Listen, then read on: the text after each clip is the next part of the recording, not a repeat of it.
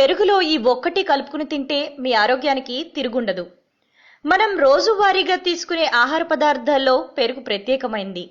శరీరానికి అవసరమైన ప్రోబాక్టీరియాను అందించే ప్రత్యేక గుణం ఉంది. అందుకే పెరుగు, మజ్జిగను ఎక్కువగా తీసుకోవాలని వైద్యులు పదే పదే చెబుతుంటారు. పెరుగును కొన్ని రకాల పదార్థాల కాంబినేషన్తో తీసుకుంటే ఎన్నో ఫలితాలు వస్తాయి.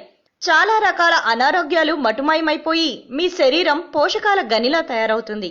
ఇంతకు పెరుగులో ఏం కలుపుకుని తింటే ఎటువంటి ఫలితాలు వస్తాయంటే, కొద్దిగా జీలకర్రను తీసుకుని పొడి చేసి దాన్ని ఒక కప్పు పెరుగులో కలుపుకుని తింటే త్వరగా బరువు తగ్గుతారు.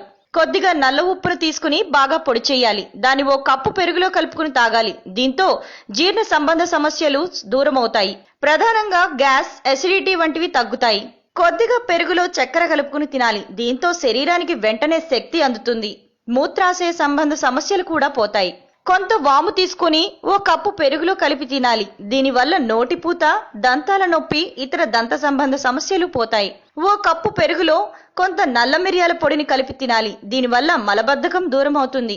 తిన్న ఆహారం సరిగ్గా జీర్ణం అవుతుంది. పెరుగులో కొన్ని ఓట్స్ కలిపి తినాలి. ఇలా చేయడం వల్ల మంచి ప్రోబయోటిక్స్, ప్రోటీన్లు లభిస్తాయి. ఇవి కండరాల పుష్టికి దోహదం చేస్తాయి.